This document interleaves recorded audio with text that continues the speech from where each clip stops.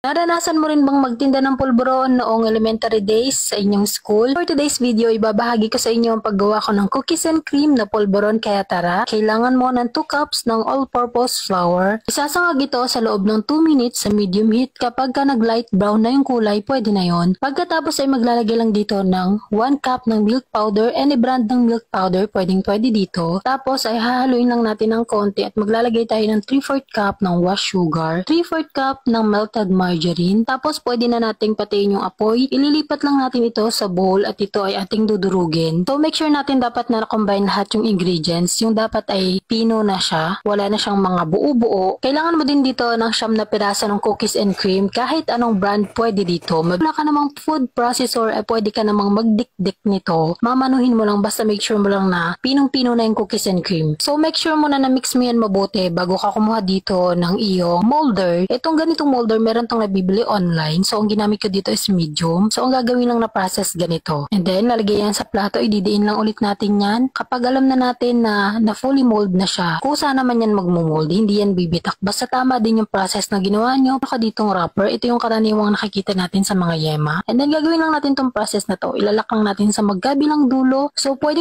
nyo tong pangtinda. Ang nagawa ko dito is 37 pieces. So, yung sangkap nito is nandito lang din sa description nitong video yun.